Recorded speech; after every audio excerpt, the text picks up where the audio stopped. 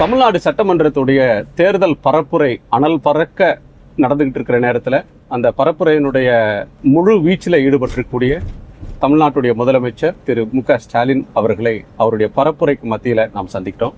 வணக்கம். 200 தொகுதிக்கு மேலே சுற்றி வந்துட்டீங்க. இது உங்களுக்கு முதல் தேர்தல் பரப்புரை அனுபவம் இல்லை. தேர்தல் பரப்புரைன்னு வந்தால் ஒரு உற்சாகம் உங்களுக்கு வந்துடுது. பல தேர்தல் பிரச்சாரம் பண்ணியிருக்கிறேன். இந்த தேர்தல் பிரச்சாரங்கிறது நான் முதலமைச்சராக இருந்து நான் செஞ்சிருக்கிற சாதனைகள், என் தலைமையில் அமைஞ்ச ஆட்சி மூலமாக செஞ்சிருக்கக்கூடிய திட்டங்கள் இதெல்லாம் மக்கள் மத்தியில் ரொம்ப எழுச்சியாக சேர்ந்துருக்கு. அந்த எழுச்சியோட மக்கள் வரவேற்கிறாங்க. அதனால் ஒரு புத்துணர்ச்சியோடு போனேன். ரொம்ப சிறப்பாக இருந்தது. ஏற்கனவே பல முறை போயிருக்கும் போது அங்கே ஒன்று இங்கே ஒன்றும் சில குறைகள்லாம் கூட இருக்கும். ஆனால் இந்த முறை எந்த குறைகளும் சொல்லாமல் மக்கள் ஆர்வத்தோட, பெண்கள் ரொம்ப உற்சாகத்தோடு வரவேற்றாங்க. இளைஞர்கள், மாணவர்கள் அத்தனை பேருமே ரொம்ப உற்சாகத்தோடு வரவேற்றது.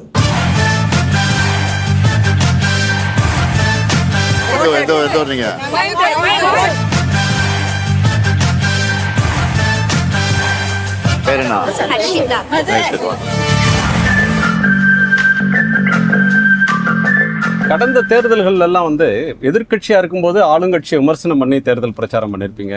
கடந்த கால திமுக அரசு, கலைஞர் அவருடைய அரசு செய்த சாதனைகளை சொல்லி ஓட்டு கேட்பீங்க. இதுதான் முதல் முறையா ஒரு முதலமைச்சராக உங்கள் சாதனைகளை சொல்லி ஓட்டு கேட்கிற ஒண்ணு.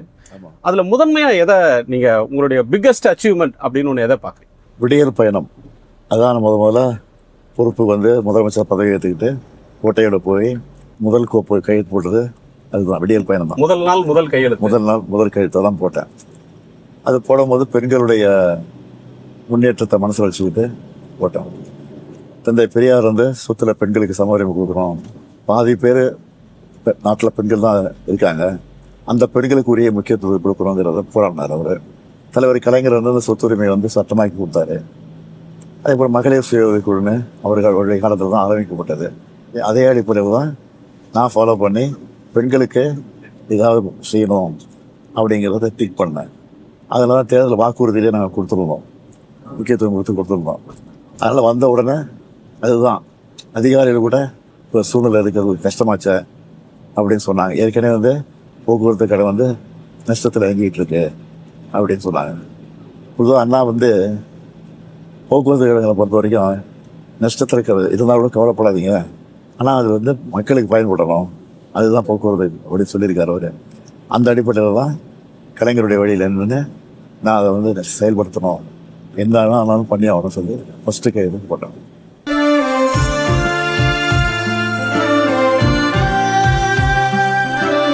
வணக்கம். வணக்கம்மா. எல்லாம் எந்த ஊர் மணிங்க? பஸ் ஏறிக்க? பஸ் வசதியா இருக்கா? எந்த காலேஜ்? நீ எந்த ஊர்? பஸ்ஸில் ஃப்ரீ பஸ் அது ஃப்ரீயாக ஈஸியாக இருக்கு சார்.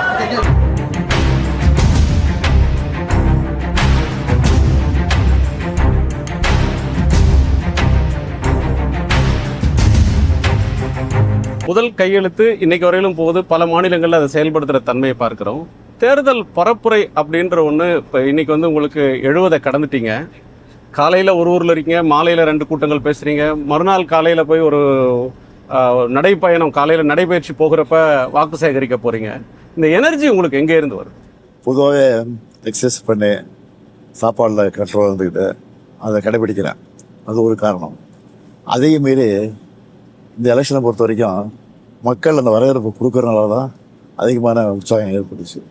அதனால் எனக்கு அந்த அலுப்பு, சலிப்பு, கலப்பு சரியில்லை, நான் பாட்டுக்கு போயிட்டு அவ்வளோ.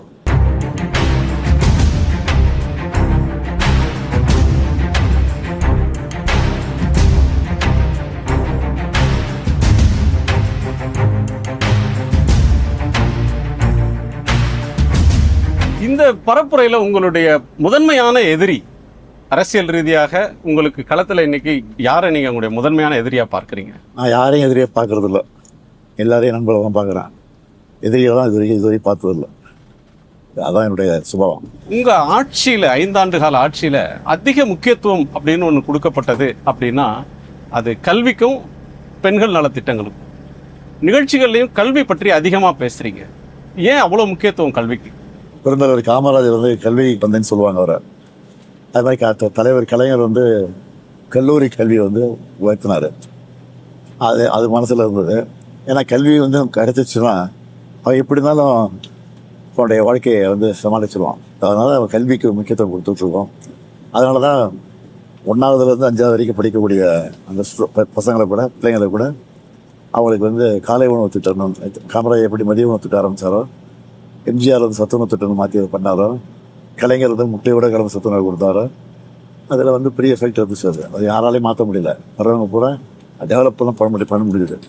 அதை திங்க் பண்ணேன். ஒரு நாள் வந்து கலைஞர் கருணாநிதி நகரில் இருக்கிற ஒரு பள்ளிக்கூடத்தை இன்ஸ்பெக்ஷன் போயிருந்தப்போ 2 பிள்ளைங்க வந்து சோர்வாக அப்படியே இருந்தாங்க.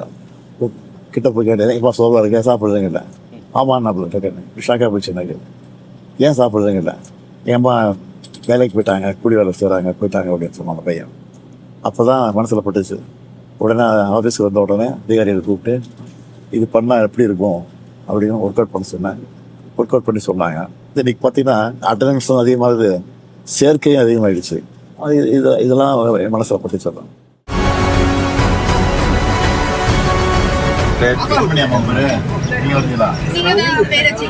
அப்படியா? என்ன படிக்கிறவா? நல்லா இருக்கும் வாழ்த்து. நீயே வரைஞ்சியா? கிளாஸ் போறியா நீ? அப்படியா?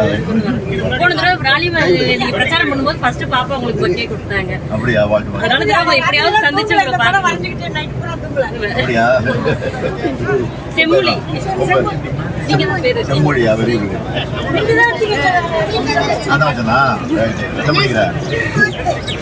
ஸ்டாலின் என்ன பாருங்க.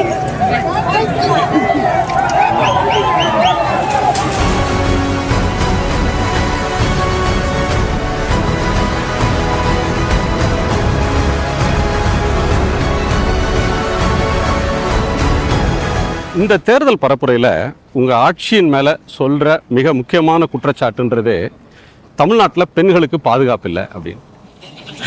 வேடிக்கையாக இருக்குது. அது குறிப்பாக பழனிசாமி தான் அதிகமாக சொல்லிட்டு இருக்காரு. அவரும் பல கூட்டங்களுக்கு போயிட்டு இருக்காரு பிரச்சாரத்துக்காக. அங்கே பெண்களை வர்றது இல்லையா? பாதுகாப்பு தான் பெண்கள் வர முடியும். அது மாதிரி எங்கள் கூட்டத்துக்கும் ஆயிரக்கணக்கில் பெண்கள் வந்துட்டு தான் இருக்காங்க. வந்துட்டு நிம்மதியாக தான் போயிட்டுருக்காங்க. இந்த பிரச்சனை இல்லாமல் போயிட்டு தான் இருக்கிறாங்க. இன்றைக்கி வந்து தமிழ்நாட்டை பொறுத்த வரைக்கும் கல்லூரிகளுக்கு போகிறதுக்கும் பெண்கள் அதிகம் போகிறாங்க. அதே மாதிரி வேலைகளுக்கு போகிறது பெண்கள் தான் இன்றைக்கி 44% மேலே பெண்கள் தான் இன்றைக்கி வேலைக்கு போயிட்டுருக்காங்க. ஆக பெண்களுக்கு உரிய பாதுகாப்பை கொடுத்தா இருக்குது. பெண்கள் அதிகம் வேலைக்கு போகிறாங்க, அதிகம் கல்வி நிறுவனங்களுக்கு போகிறாங்க, அதனால் பெண்களுக்கு பாதுகாப்புன்றீங்க. பட் எதிர்க்கட்சிகளுடைய பரப்புரை அப்படின்றது அது திரு எடப்பாடி பழனிசாமி மட்டும் இல்லை, பொதுவாகவே பலர் எதிர்க்கட்சியை சேர்ந்த பல தரப்பும் பிஜேபியிலேருந்து டெல்லியிலேருந்து வரக்கூடிய தலைவர்களும் அதை தான் திரும்ப திரும்ப சொல்கிற ஒன்றை பார்க்குறோம்.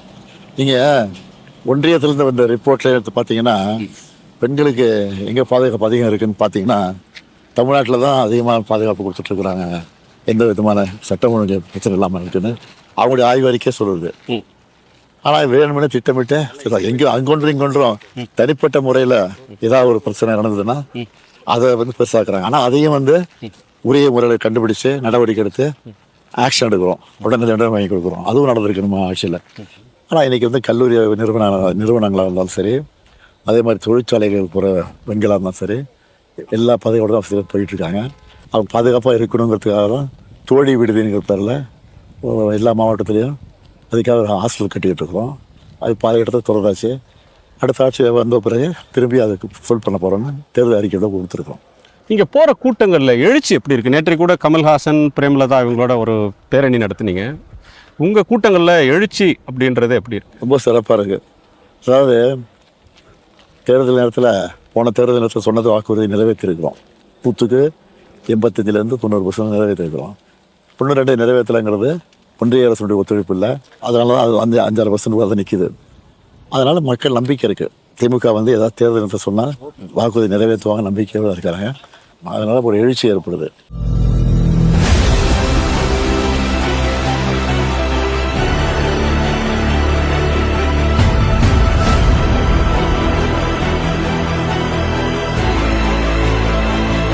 இந்த தேர்தல் பரப்புரைக்கு மத்தியிலையும் கிரிக்கெட் பார்க்குறீங்க.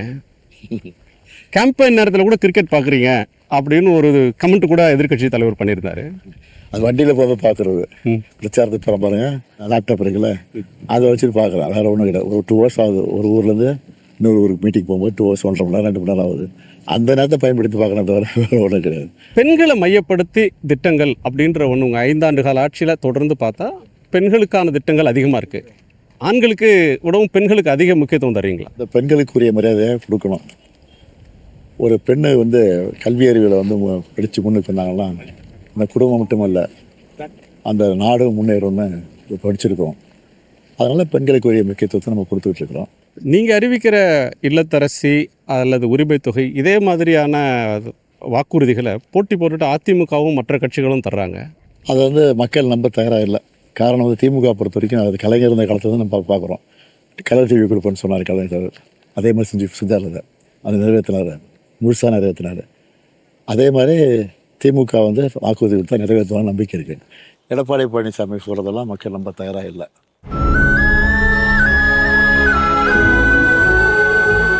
நாற்பது வருஷமா பட்டா இல்லாம இருந்தது. இப்போ உங்க ஆட்சியில வந்து எங்களுக்கு பட்டா கொடுத்துருக்காங்க. ரொம்ப மகிழ்ச்சியா எங்க மகளிர் உதவி தொகை எங்க அம்மாவுக்கு வருது.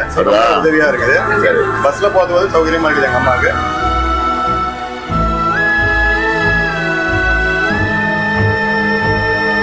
ஸ்கூலுக்கு போறீங்களா? காலேஜா? காலேஜ்மா எங்க என்ன படிக்கிறீங்க? புதுமை பெண் திட்டம் வர்றது. நீங்கள் இபிஎஸ்ஸை கடுமையாக பேசுகிறீங்க, ஆனால் உங்களை நடிகர் விஜய் மிக கடுமையாக விமர்சனம் செய்கிறார் இந்த தேர்தல் காலத்தில். ஆனால் நீங்கள் பதிலே சொல்லாமல் தவிர்க்கிறீங்களே. இபிஎஸ்ஸை கூட நான் கடுமையாக பேசுறதில்ல. ஒரு எதிர்க்கட்சி தலைவராக இருக்கிறதுனால கேள்விகள் கேட்கும் போது, சில பிரச்சனைகள் சொல்லும் போது அதுக்கு தகுந்த பதில் தான் சொல்லிட்டு இருக்கேன். நான் கடுமையாகவும் விமர்சனம் பண்ணலாம் அதிகம் பேசுறதில்ல. இப்போ அதே மாதிரி நீங்கள் கேட்குற விஜயை பற்றி கேட்குறீங்க. திராவிட முன்னேற்ற கழகத்தை பொறுத்த வரைக்கும் புதுசாக யாராவது கட்சி தொடங்குறவங்க, அரசியல் பண்ண நினைக்கிறவங்க பூரா திமுக விமர்சனம் பண்ணி தான் பேசுகிற வழக்கம். அது தொடர்ந்து நடந்துகிட்டு இருக்கு. நானும் பார்த்துக்கிட்டு இருக்கிறேன். ஆனால் இன்றைக்கி வந்து திமுக அதை பற்றின கவலைப்படுறதில்ல. பல உலக நாடுகளுக்கு போகும்போது அங்கே இருக்கிற தமிழரெலாம் பார்க்கும்போது திமுகவில் தான் நான் இங்கே வந்து வேலை செய்கிறேன், கலைஞர்கள் வந்து வேலையை கிடச்சிருக்காரு, எனக்கு இட ஒதுக்கீடு கொடுத்து எங்களுக்கு வேலை வாய்ப்பு உருவாக்கி கொடுத்தாரு அப்படின்னு உலகம் பூரா இன்றைக்கி எங்கே போனாலும் திமுக பற்றி தான் புகழ்ந்து பேசிகிட்டு இருக்கிறாங்க. திமுக ஒன்று தான் நமக்கு உந்து சக்தியாக இருக்குது. அதுதான் அப்படிங்கிற உணர்வு வந்திருக்கு நாட்டில்.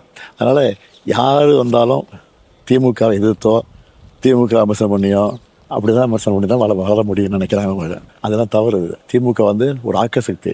இன்றைக்கி வந்து பல தொழிற்சாலைகள், பல்லாயிரக்கணக்கான தொழிற்சாலைகள் வந்து தமிழ்நாட்டில் வந்திருக்குன்னா அதுக்கு காரணமே வந்து அது திமுக ஒரு ஆக்கசக்தியாக இருந்து திமுக ஆட்சி பொறுப்பு இருந்த நேரத்தில் இதெல்லாம் கொண்டு வந்து.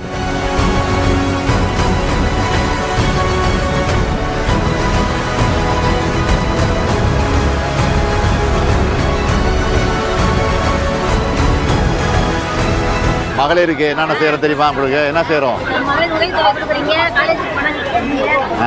இல்லை உங்களுக்கு எதாவது கிடைக்குதா? அதில் உங்களுக்கு உங்கள் குடும்பத்துக்கு எதாவது கிடைக்குதா? ஸ்டாலின் இஸ் மோர் டேஞ்சரஸ் அப்படின்றது ஒரு ஸ்டேட்மெண்ட். அந்த ஸ்டேட்மெண்ட்டை ஹெச் ராஜா சொல்லும்போது அவர் என்ன சென்ஸில் சொன்னார்னு தெரியல. அப்போ நீங்கள் அதிகாரத்தில் இல்லை. அந்த ஸ்டேட்மெண்ட் சொல்லும்போது உங்களுக்கு என்ன உணர்வு வந்தது? அவர் என்ன அர்த்தத்தை சொன்னார்னு எனக்கு தெரியல. என்ன அர்த்தம் சொல்லியிருப்பாருன்னு நம்ம புரிஞ்சிக்க முடியல. ஆனால் அதை வந்து நான் பெருமையாக நினைக்கிறேன். ஏன்னா அது பொறுப்பு வந்து ஒரு பொறுப்பில் இருக்கும்போது அதை சொல்லும் போது, அதுவும் கலைஞரை விட டேஞ்சரை சொல்லும் போது கலைஞரை விட செஞ்சுருக்காரு. இப்போ அதை விட நாமளும் அதிகமாக செய்யணும்னு எதிர்பார்க்குறாரா அப்படின்னு அப்படி தான் நினைக்கிறேன் நான். இன்னும் அதை சொல்லட்டும். நான் இன்னும் அது மேற்கொண்டு என்னுடைய பொறுப்புணர்வை நான் வெளியே காமிச்சு தான் இருப்பேன். பிரதமர் தொடங்கி டெல்லியிலேருந்து எந்த தலைவர்கள் வந்தாலும் டெல்லியிலையும் ஒன்றியத்திலையும் ஒரே ஆட்சி இருக்கணும், தமிழ்நாட்டிலும் அதே ஆட்சி இருக்கணும், டபுள் என்ஜின் சர்க்கார் அப்படின்னு பேசுகிறாங்க. வளர்ச்சி அதனால் குன்றி போயிடுச்சு, டெல்லியோட இணக்கமாக இருக்கணும்னு சொல்கிறத பார்க்குறோம். மணிப்பூரில் டபுள் இன்ஜின் தான், பீகாரில் டபுள் இன்ஜின் தான், பிஜேபி ஆளக்கூடிய மாநிலத்தில் டபுள் இன்ஜின் தான். டபுள் இன்ஜின் மாநிலத்தில் என்ன வளர்ச்சி பார்த்துட்டாங்க? டபுள் இன்ஜின் இல்லாத தமிழ்நாட்டில் இன்றைக்கி நாங்கள் வந்து அச்சீவ் பண்ணிகிட்ருக்குறோம். அதே மாதிரி கேரளாவாகட்டும், அதாவது பிஜேபி இல்லாத ஆட்சிகளில் பார்த்திங்கன்னா அங்கே தான் வந்து வளர்ச்சி வந்துட்டுருக்க தவிர பிஜேபி ஆளக்கூடிய மாநிலங்களில் எங்கேயும் வளர்ச்சி இல்லை. அது வந்து ஒரு டப்பா இன்ஜின் தான்.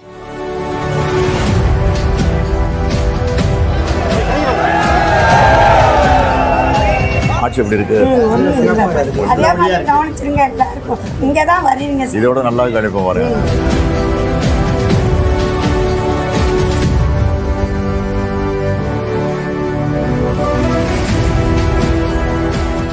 மக்களுக்கு வந்து ஒரு சர்ப்ரைஸாக ஒன்று நடந்தது. திடீர்னு ஒரு நாள் காலையில் 5000 ரூபாய் பணம் 1,51,00,000 கணக்கில் வந்து விழுந்தது.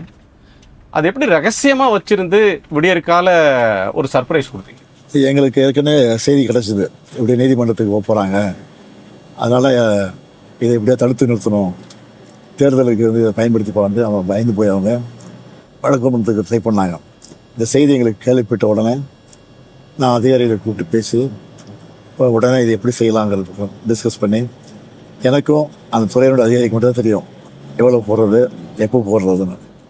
அதனால் உடனடியாக போட்டு அடியால் 5 மணிக்கெலாம் அந்த பேங்க்கில் கணக்கை வர வச்சு, அதுக்கப்புறம் 6:30 மணிக்கு மேலே நான் அது சம்மந்தமாக வந்து ஒரு வீடியோ செய்தி வெளியிட்டு அது வெளியே வந்தது.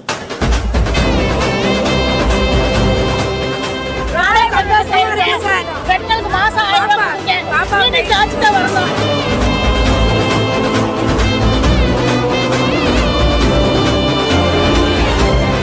ஒரு ஸ்கீமை எடுத்துக்கிட்டா அதை வந்து ரொம்ப க்ளோஸாக சில நேரங்களில் ஃபாலோ பண்ணுறதை பார்க்க முடியுது.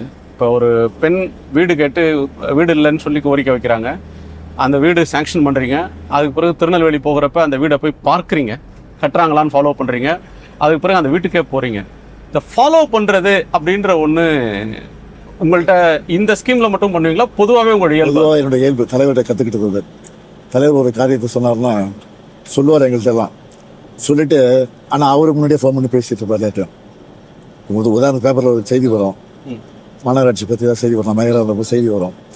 செய்தி வர்றப்போ சரி பண்ண உடனே கவனிக்கிறேன்னு சொல்லிட்டு பேசுவேன். ஆனால் தலைவர் எனக்கு முன்னாடியே கமிஷனருக்கு ஃபோன் பண்ணி விடுவார், அவர் ஃபோன் பண்ணுவார். அதை ஃபாலோ பண்ண அதெல்லாம் நான் கற்றுக்கிட்டேன் அவர்கிட்ட. அந்த அடிப்படையில் தான் எந்த வேலையாக இருந்தாலும் உடனே பார்த்து நான் தினேஷ் எத்தனை மட்டும் சொல்லியிருக்கிறேன், சம்மந்தப்பட்ட செக்ரட்டரிகிட்ட சொல்லியிருக்கேன். ஆனால் அந்த அதிகாரிக்கு நானே ஃபோன் பண்ணுவேன், அப்புறம் ஃபாலோ பண்ணி பண்ணுவேன். உதாரணம் டூர் போகிறேன்னு வச்சுங்க, பெட்டிஷன் கொடுக்குறாங்க, அதை வாங்கி பார்ப்பேன். சிலது பெரிய ஸ்கீமாக இருக்கும், அது ஒரு வழக்கு மன்ற நீதிமன்ற பிரச்சனை, போலீஸ் ஸ்டேஷன் பிரச்சனை, அந்த கம்ப்ளைண்ட் இருக்கும். சிலது படித்து வேலை இல்லாமல் இருக்கிற பாதிக்கப்பட்ட பெண்ணாக இருக்கும். அதை பார்த்தோன்னா உடனே அங்கே கலெக்டர்கிட்ட கொடுத்து இதெல்லாம் பாருங்கள், உடனே கலெக்டர் எனக்கு போகிறது நிகழ்ச்சி முடிச்சு போகிறதுன்னு சொல்லுவார். வேலையை கொடுத்தாச்சுன்னு ஒரு வீடு கொடுத்தாச்சுன்னு அது உடனே அந்த பக்கம் போகும்போது அவங்க ஃபோன் நம்பரை கேட்டு ஃபோன் நம்பர் வாங்கி வச்சுப்பேன், பேசிவிட்டு அதுக்கு அந்த பக்கம் பார்ப்பேன். அதை வந்து அது ஒரு பழகிட்டேன், அது மாதிரி பழகிட்டேன். அது தொடர்ந்து அது மாதிரி செய்வேன்.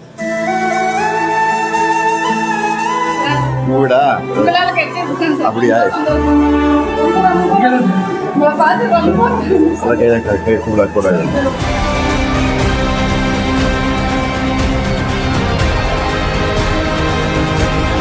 1000 கைகள் மறைத்து நின்றாலும் ஆதவன் மறைவதில்லை, சூரியன் மறைக்க முடியாது சார். பார்த்தீங்கன்னா சிஎம் வந்து நிறையா பண்ணியிருக்காங்க. எக்ஸாம்பிளுக்கு மகளிர் உரிமை தொகை, ஃப்ரீ பஸ்ஸு லேடிஸ்க்கு போகிறது, அப்புறம் நான் முதல்வங்கிற ஒரு ஸ்கீம் வந்து இந்த எஜுகேஷனும் எம்ப்ளாய்மெண்ட்டுக்கு வந்து நிறையா ஹெல்ப்பாக இருக்குது. அது நாங்களும் இதை யூஸ் பண்ணிட்டு இருக்கோம். நான் முதல்வர் இந்த மாதிரி நிறையா ப்ரீவியஸ் ஆட்சியிலும் நிறையா பண்ணிட்டு இருக்காங்க. இந்த ஃபியூச்சராக அவருக்கு ஆட்சிக்கு வந்தாலுமே நிறையா பண்ணுவாருன்னு நம்புகிறோம். இந்த தேர்தலோட ஒரு முக்கியமான பேசுபொருள் நீங்கள் பிஜேபிக்கு எதிராக பேசுகிற ஒன்று. குறிப்பாக பிரதமர் அமித்ஷா போன்றவர்களை பேசும்போது கடுமையாக விமர்சனம் பண்ணுறீங்க, தமிழ்நாட்டை வஞ்சிக்கிறாங்க அப்படின்னு சொல்கிறீங்க. ஒரு சீஃப் மினிஸ்டராக உங்களை ரொம்ப டிஸ்டர்ப் பண்ண விஷயம் அது? பள்ளி குழந்தைகள் அவங்க படிக்கிறதுக்கான முந்தைய அரசு கொடுக்க வேண்டிய நிதி, ஹிந்தி கற்றுக்கிட்டாதான் அந்த நிதியை கொடுப்போம் அப்படின்னு சொன்னாங்க பாருங்க. அது ரொம்ப ரொம்ப டிஸ்டர்ப் பண்ண விஷயம் தான். ஏன்னா ஒரு படிக்க பசங்களுக்கு வந்து நிதி வர்றது வந்து எத்தனையோ அரசு இருந்திருக்கு. ஆனால் அவங்களாம் வந்து ஹிந்தி கற்றுக்கிறது முயற்சி கொண்டு சொல்லுவாங்களே தவிர, கட்டாயப்படுத்துவாங்களே தவிர இந்த மாதிரி நிதியை நிறுத்தது கிடையாது. ஹிந்தி திணிக்க முயற்சி பண்ணுவாங்க. ஆனால் இவங்க வந்து நிதியை கொடுக்க மாட்டேன்னு சொன்னது ரொம்ப அப்பட்டமாக அபாண்டமான ஒரு இதை பார்க்குறோம். நாகரிக அரசியல் பண்ணுறீங்க அப்படின்னு ஒரு குற்றச்சாட்டு. நாகரிக அரசியல் பண்ணுறத குற்றச்சாட்டுன்னு சொன்னாங்கன்னா அதை நான் தொடர்ந்து செய்வேன்.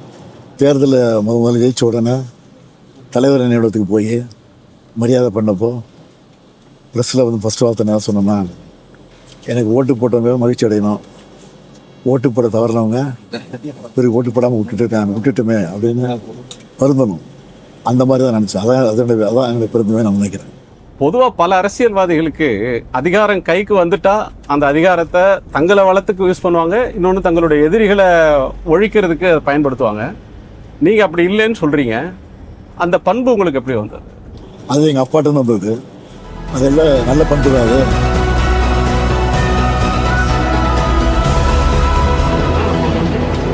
தமிழ் இலக்கியம் அது இதில் முனைவர் பட்ட பண்ணுறவங்களுக்கு வந்து விருதுகள் தரேன்னு சொல்லியிருக்கீங்க சார் இந்த தேர்தல் அறிக்கையில். திராவிட மாடல் 2.0 ரொம்ப முக்கியமான முயற்சி சார். அது வந்து ஆல்ரெடி சிஎம் ரிசர்ச் ஃபெலோஷிப்லாம் கொடுக்குறீங்களா சார்? அதே மாதிரி இது வந்து ஒரு தமிழ் இலக்கியத்திலேயே இதழியல்ல ஆய்வு பண்ணுறவங்களுக்கு ஒரு ரொம்ப முக்கியமான ஒரு இதாக இருக்கும். நிறைய பேர் முனைவர் பட்ட இந்தியாவிலே அதிக முனைவர் பட்ட ஆய்வாளர்கள் இருக்கிறது தமிழ்நாடு தான் சார். அதுலேயே அதிக பெண்கள் இருக்கிறது தான். ஸோ இந்த மாதிரி திட்டங்கள் மூலமாக இன்னும் அதிகமாக இது பண்ணுவாங்க அப்படிங்கிறது வந்து ஒரு முக்கியமான முயற்சி. சார் அடுத்த வருஷம் நான் முதல்வன் ஸ்கீம் வந்து யூபிஎஸ்சி ஸ்டூடெண்ட்ஸ் படிக்கிறவங்களுக்கு இப்போ 1000 பேருக்கு இருக்கு. இது வந்து ஆமா புதுமை பெண் திட்டம் ரொம்பவே யூஸ்ஃபுல்லாக இருக்கு. அது இன்னும் தொடரட்டும். இன்க்ரீஸ் பண்ணிருக்கோம். 1000 rupees ஆமாங்க சார். அதே மாதிரி மகளிர் உரிமை தொகை உண்மையாவே ரொம்ப யூஸ்ஃபுல்லா இருக்கு சார். எங்க அம்மாவுக்குலாம் நான் தான் பண்ண அனுப்பிட்டு இருந்தேன். ஆனா இப்ப எங்க அம்மா என்கிட்ட கேட்கறதே கிடையாது. எங்க அம்மாவே வந்து எனக்கு கொடுக்குறாங்க அப்படின்ட்டு. சார் இந்த 5 years நல்லா இருக்கு சார். 2.0 ஆட்சி நல்லா இருக்கு சார். இதுக்கு முன்னாடி 5 years past 5 years they were so good, helpful இருந்துச்சு ரொம்ப. Thank you. Studies wise Thank you.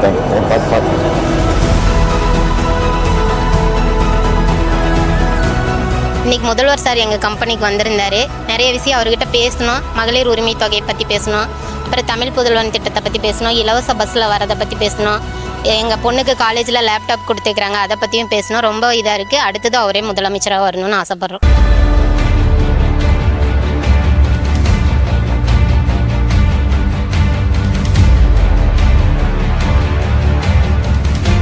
தொகுதி மறுவரையறை சட்டம் தோல்வி அடைஞ்சிருக்கு.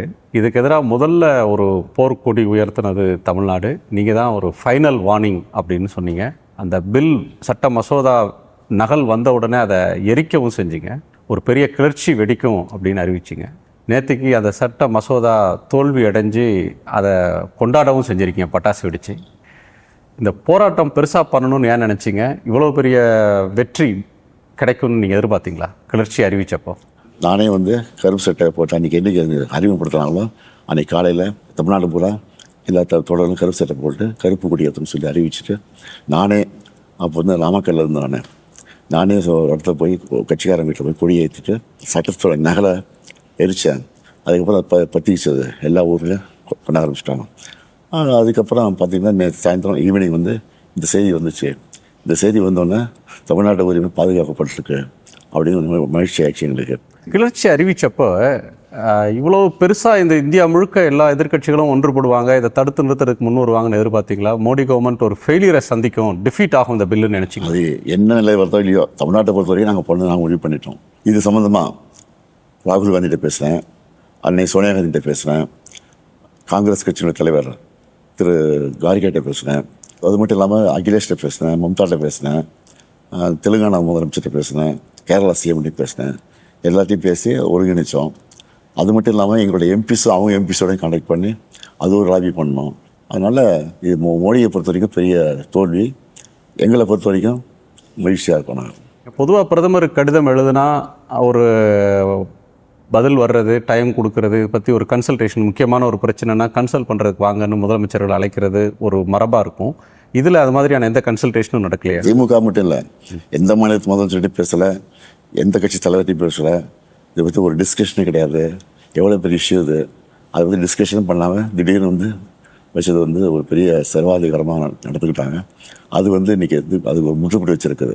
பிஜேபி இதில் முன்வைக்கிற ஒரு விமர்சனம், பெண்களுக்கு இடஒதுக்கீடு தர்றதுக்கு நாங்கள் சட்டம் கொண்டு வந்தோம், திமுக காங்கிரஸ் இந்தியாவில் இருக்கிற எல்லா எதிர்க்கட்சிகளும் பெண்கள் முன்னேறதை விரும்பலை, அதனால் அந்த சட்டத்தை வந்து எதிர்த்து தோக்கடிச்சிட்டாங்க அப்படின்னு ஒரு பரப்புரையை சொல்கிறாங்க. இந்த குற்றச்சாட்டுக்கு உங்கள் பதில்? பெண்களுக்கு இடஒதுக்கீடுங்கிறத 3 வருஷத்துக்கு முன்னாடி 2023 33% இடஒதுக்கீடு கொடுக்குன்னு சொல்லி அப்போவே கொண்டு வந்தாச்சு. இதை அப்போவே அதை அமலுக்கு கொண்டு வந்திருக்கணும் அவங்க.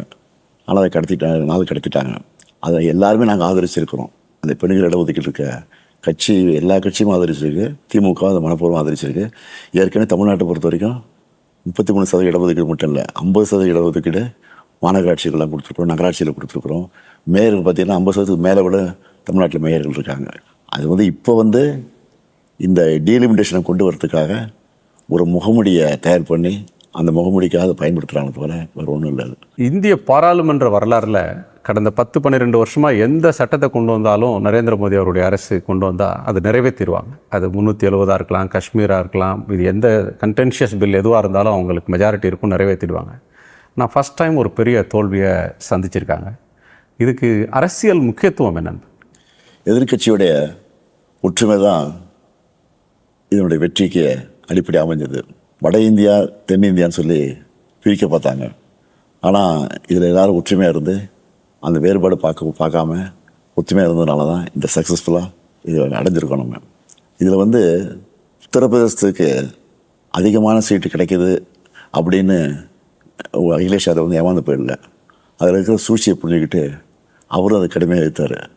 ஆனால் இங்கே இருக்கக்கூடிய எடப்பாடி பழனிசாமி அவர் சப்போர்ட் பண்ணார். அமித்ஷா சொல்கிறதான் கரெக்டு, அதை தான் கேட்கணும் அப்படிங்கிற மாதிரி அவர் ஒரு பிரச்சாரம் பண்ணார். ஆக இது மோடியை பொறுத்த வரைக்கும் தோல்வி, எடப்பாடி பழனிசாமி பொறுத்த வரைக்கும் இது பெரிய துரோகம். ரொம்ப சீரியஸான பாலிடிக்ஸ் பேசிகிட்டு இருக்கோம். அதுக்கிடையில் நீங்கள் சந்தித்த தலைவர்கள், நீங்கள் பார்க்குற பிரபலங்கள், அவங்கள பற்றி உங்கள் எண்ணம் என்ன அப்படின்னு தெரிஞ்சுக்க விரும்புகிறேன். ஒன்லைன் சொன்னால் போதும். பிரதமர் மோடி தமிழ்நாட்டுக்கு எதையும் செய்யாத ஒரே பிரதமர். சோனியா காந்தி எல்லாரையும் அரவணைத்து அரசியல் நடத்தி கொண்டிருக்கக்கூடியவர். ராகுல் காந்தி நம்பிக்கை நட்சத்திரம், ஒரு சிறந்த போராளி. எடப்பாடி பழனிசாமி தமிழர்களுக்கான உரிமையை இதுவரை கேட்காத ஒரு தமிழர். சீமான் ஒரு நல்ல பேச்சாளர். விஜய் ஒரு நல்ல நடிகர். ரஜினிகாந்த் என்றென்றும் சூப்பர் ஸ்டார், நான் அடிக்கடி பேசுகிற ஒரு நல்ல நண்பர். கமல்ஹாசன் உள்ளூரை பேசுகிற உலக நாயகன். பிரதமர் நரேந்திர மோடியை சந்தித்தா என்ன கேட்பீங்க? எய்ம்ஸை சீக்கிரம் கட்டி திறக்க வாங்கன்னு கேட்பேன். வெறுப்பில்லாத ஒரு அன்பான இந்தியாவை உருவாக்குங்க, இதுதான் கேட்பேன். இந்த தேர்தல் பரப்புரையில் ஒலிக்கிற இன்னொரு சொல் மாற்றம், அதுக்கு உங்கள் பதில்? இது தேர்தல் சொல்லக்கூடிய வார்த்தை தான். இது மாற்றங்கிறது முன்னேற்றமாக அமையணும், பின்னோக்கி செல்லக்கூடாது. திராவிட முன்னேற்ற கழக ஆட்சி பொறுப்பு வந்ததுக்கு பிறகு எல்லா துறைகளையும் பெரிய பெரிய மாற்றத்தை கொண்டு வந்து பெரிய புரட்சி ஏற்படுத்தியிருக்கிறோம். கல்வித்துறையில், மருத்துவத்துறையில், பொருளாதாரத்துறையில், தொழில்துறையில், இப்படி சொல்லிக்கிட்டே போகலாம். எல்லா துறையிலையும் மாற்றத்தை ஏற்படுத்தியிருக்கிறோம். அப்படிப்பட்ட மாற்றம் தான் தேவை நாட்டுக்கு. எங்களை தவிர யார் மாற்றத்தை ஏற்படுத்த முடியும்?